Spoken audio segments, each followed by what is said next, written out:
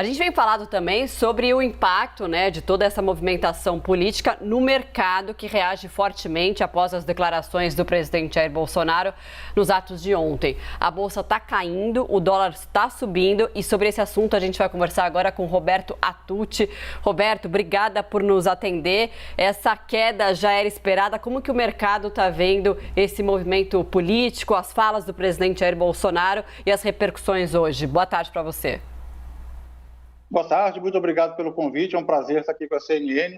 Boa tarde a todos.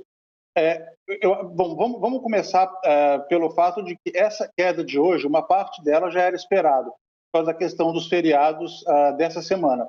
Na segunda-feira era feriado nos Estados Unidos e a Bolsa Brasileira, se você medir em dólares, ela subiu quase 2%. Se você medir quanto que a Bovespa subiu, quanto que o dólar caiu. Mas era feriado nos Estados Unidos, era o dia do trabalho, feriado que marca o fim do verão.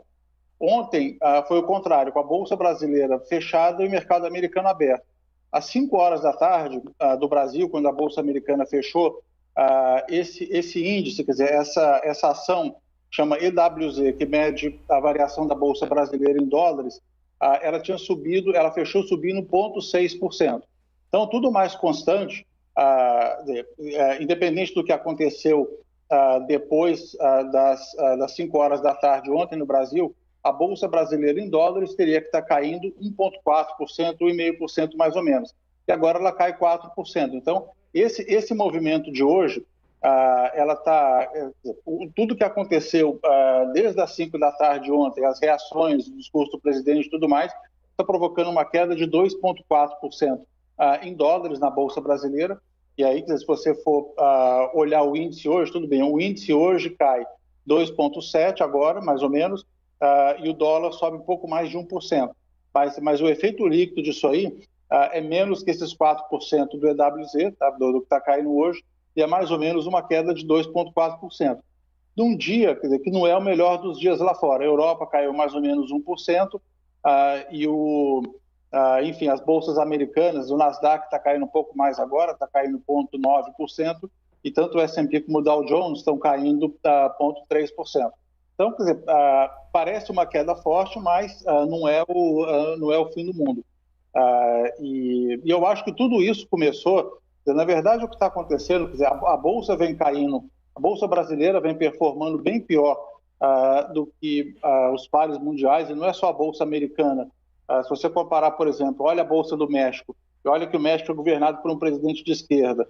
A Bolsa Brasileira perdeu mais de 10% em relação à Bolsa do México no último mês, isso medido em dólares. Isso tudo começou, quer dizer, com essa tentativa do presidente, quer dizer, do governo, de tentar comprar popularidade, quer dizer, de tentar ter uma popularidade muito maior do que as condições econômicas permitem agora. E aí, quer dizer, foi isso que propiciou foi isso que levou essa discussão sobre precatórios, quer dizer, sobre, primeiro, o aumento do Bolsa Brasil, como que isso vai ser pago, se vai ser pago com não pagamento dos precatórios, isso é calote, não é? Então, tudo isso, ao longo do mês de julho, provocou uma alta de mais ou menos 150 pontos base nas curvas longas de juros. Isso aí teve dois efeitos. Ele trouxe a Bolsa para baixo, porque isso é a taxa de desconto que os investidores usam, mas a gente também está vendo um outro efeito agora, que é o mercado reduzir as expectativas de crescimento para 2022. Tinha gente falando em 3% há pouco tempo atrás, e agora, a média, o Focus deve estar em 1,9%, mas tem muita gente falando em 1,5% ou até 1% de crescimento em 2022. Então, as condições financeiras e a economia está piorando no ano que vem, e a crise política, obviamente, quer dizer, ela é parte do problema, ela é parte da causa, mas, obviamente, que ela não vem em boa hora, né? Roberto, e qual que é o potencial, qual que é a importância, melhor dizendo, desse pronunciamento de Arthur Lira a qualquer momento? Quais sinalizações ele precisa dar, tanto para o mercado quanto politicamente? O que essa fala de Arthur Lira pode refletir na Bolsa? De novo, na semana passada, ele falou num evento muito importante no mercado financeiro, e, obviamente, teve reflexo positivo na Bolsa, e ele se colocou, tudo bem, como fiador da estabilidade e tudo mais, mas, quer dizer, por outro lado, foi aprovada na Câmara aquela proposta de reforma do imposto de renda que não agradou ninguém. Então, ele pode falar coisas a esse respeito, dizer que vai ser o fiador da estabilidade e tudo mais, e que vai tentar conduzir as reformas. O mercado pode tentar acreditar. Agora, por outro lado, o mercado realmente espera que ele fale alguma coisa sobre os eventos de ontem.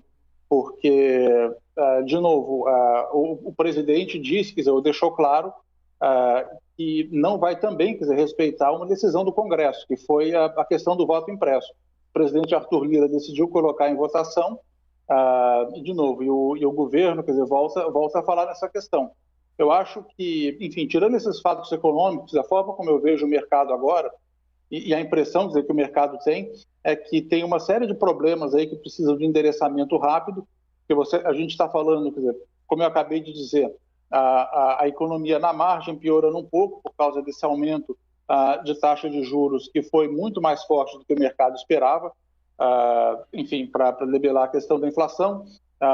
O aumento do risco fiscal jogou ainda mais a expectativa de crescimento para baixo, isso para não falar ainda na crise hídrica e na pandemia, parece que finalmente está arrefecendo, mas para não falar da crise hídrica, que pode contaminar ainda mais PIB e inflação. E a impressão que os agentes do mercado têm é que tem uma certa ou paralisia ou falta de direcionamento do governo para resolver esses problemas importantes, né? Então, como que isso vai ser resolvido é algo que é importante que o presidente da Câmara fale. Priscila Yazbek, nossa analista de economia, participa da conversa. Atucci, obrigada pela entrevista. Que eu queria te perguntar... Oi, Priscila, tudo bem? Vou falar com você. Muito bom, digo mesmo. Queria te perguntar, Atucci, como que a gente separa o que é ruído do que é real nessa história toda? Então, a gente tem várias notícias, a política muito intensa, com muitas coisas acontecendo, muitos fatos, muitas incertezas ainda, incerteza sobre o discurso, sobre a fala do Lira, sobre a fala de Fux. O que o investidor deve pensar nesse momento, tendo em vista que a gente já viu momentos muito parecidos acontecendo recentemente, de grande instabilidade política, mexendo com a Bolsa, para logo depois a Bolsa se recuperar. Então, o que é ruído e o que mudou de fato com essas manifestações de ontem? Acho que algum alívio que houve com as manifestações de ontem foi o fato de não ter violência. Agora, o presidente continua dobrando a aposta. Então, o que existe hoje é muito difícil, para o investidor, principalmente investidor estrangeiro ou investidor de longo prazo, fazer uma aposta na Bolsa Brasileira. Por quê? Porque tem um evento que está contratado. Eu acho que a gente tem que tirar esse elefante da sala, tem que endereçar esse elefante da sala logo. Porque, por exemplo, quando você vê as principais consultorias de risco político mundiais, falando da Eurásia, por exemplo, que disse que um evento tipo 6 de janeiro nos Estados Unidos, com a invasão do Capitólio, ele está praticamente contratado no Brasil, todos os investidores, eu acho que muita gente deve estar ouvindo o que eles falam e está levando isso em consideração. Então, os eventos de ontem, mesmo não tendo acontecido nada, felizmente, nada muito violento, isso não tirou da frente, isso não eliminou o risco de um evento como esse, de uma ruptura. Ele pode ter sido postergado, e aí vamos ver como é que os agentes vão comportar, como cada um dos três poderes vai comportar, se eles vão contribuir ainda mais para tensionar ou para distensionar a situação. Eu te queria uma avaliação sua sobre a fala do vice-presidente da Câmara, agora há pouco aqui ao Live CNN, dizendo que o ano legislativo, na avaliação dele, está encerrado para o Executivo com as manifestações de ontem, o que reflete, claro, na agenda de reformas. Não, eu acho que é muito ruim. Eu acho que, enfim, obviamente, tudo que, enfim, é dito por políticos, você sempre tem que, como se diz em inglês, take it with a grain of salt. E tem que dar um desconto, mas e o mesmo vice-presidente da Câmara disse que o impeachment é inevitável. Então, eu acho que, de novo, a situação vai estar muito fluida, as pessoas, os agentes políticos vão estar fazendo as suas apostas, tudo, mas, obviamente, não é uma boa, enfim, não é nada muito bem visto pelo mercado essa afirmação. A gente está no começo de setembro ainda, falar que o ano legislativo acabou, acho que é um certo exagero. eu acho que ele, enfim, eu não sei se ele está dizendo isso em função do que o presidente falou do Congresso, ou, enfim, se tem algum outro motivo para isso, mas de certa forma é bem grave, sim. Mas o mercado não gosta, eu acho que o mercado precifica tudo, menos incerteza. Exatamente, é o que a gente tem até agora, né? Ainda piorando com essa tensão aí entre os poderes, né? Então a gente tem aí essa expectativa de que haja uma paralisia ou não, porque as pautas já não vinham andando e agora pode ficar ainda mais complicado esse ambiente. A gente viu até o presidente do Senado falando que não ia ter sessão essa semana, talvez até como uma resposta, a gente não sabe, mas também não tem clima de qualquer forma para ter nessa semana. Mas teve uma derrota na semana passada, daquela mini reforma do trabalho, então tem ali um movimento meio paralisado, digamos assim, nesse momento, né? Agora, para o investidor, esse cenário de crise, como o senhor falou, crise hídrica, crise energética, desemprego, inflação, o que é, por que ter investimento, por que investir aqui no Brasil? Não, eu acho que agora faz sentido esperar. Agora, os investidores têm uma expressão que talvez possa ser um exagero usá-la agora, mas não faz sentido segurar a faca caindo. Eu acho que é muito melhor você perder, eventualmente, os primeiros 5% de upside e investir com mais segurança. E a situação agora poderia ser um caso clássico de segurar a faca caindo, porque vamos imaginar o seguinte, tudo bem, você pode falar que tem muito barulho, que as pessoas estão tensas e estão exaltadas. Agora, efetivamente, o que pode fazer, de novo, dar algum direcionamento para o governo, para a agenda e fazer com que esses problemas sejam endereçados? Uma outra questão também é que, se você olhar as estimativas para crescimento econômico, elas estão com viés de baixa, né? Então, não adianta só a Bolsa estar barata. Obviamente, ela está barata por uma série de métricas. Mas, como muitos investidores gostam de falar, eu não estou no business de comprar ação barata. Eu quero comprar ação cara que vai ficar mais cara ainda. Então, é muito importante para os investidores entenderem que vai ter, enfim, que a agenda legislativa não vai ficar parada e que esse evento, quer dizer, esse equivalente ao 6 de janeiro brasileiro não vai acontecer. Então, os investidores têm que ter a segurança absoluta de que quem quer que seja que ganhar as eleições em 2022, a transição de poder vai ser absolutamente tranquila, como deve ser num país democrático. E enquanto isso não acontecer, o mercado brasileiro vai ser aquilo que a gente chama de um mercado para alocação tática.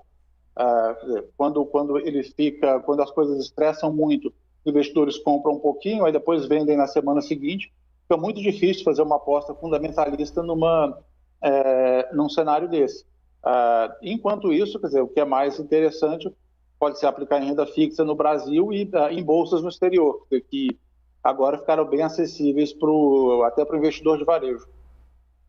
Tucci, a gente começou o ano com analistas esperando que o Bovespa fechasse 2021 perto dos 140, 145 mil pontos. Agora a gente está com o Ibovespa aí na mínima do dia, chegou a bater os 114 mil pontos. O que esperar sobre o andamento do Ibovespa? Neste ano não tem mais jeito de recuperar essa pontuação, voltar para 120, 130 mil pontos que bateu em junho. E eu queria colocar isso relembrando um ponto que você falou importante. Pelo que eu entendi, você não descarta um risco de ruptura. E aí, se houver esse risco de ruptura, se ele se concretizar, a nossa bolsa pode ir para qual pontuação? Quanto que pode cair?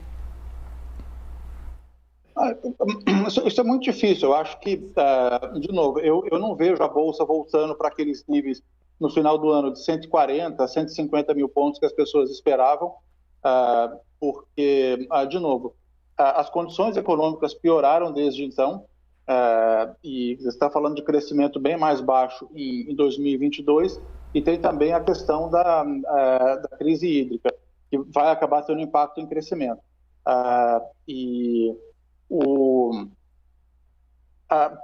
Falando de curto prazo, que são os próximos 3 meses daqui para o final do ano, o que eu trataria como best case, que é o melhor dos cenários, e que eu acho que até o cenário mais provável, a Bolsa ficar oscilando entre 110 e 120 mil pontos.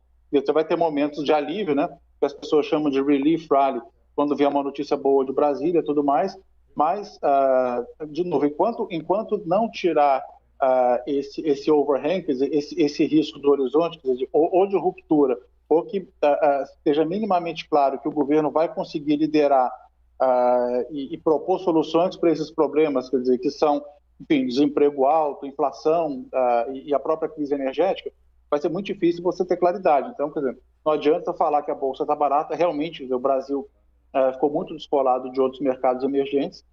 E aí, quer dizer, para quanto pode ir a Bolsa se você tiver um cenário de ruptura? Isso depende, é muito difícil especular. Tem rupturas e rupturas, né? Roberto. Então Desculpa te interromper, pensei que você tinha concluído. Não, desculpa, não, pode falar.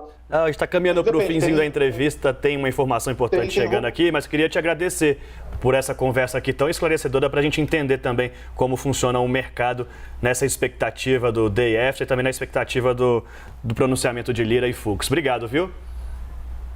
Tá ótimo, muito obrigado, eu que agradeço. Boa tarde a todos. Bom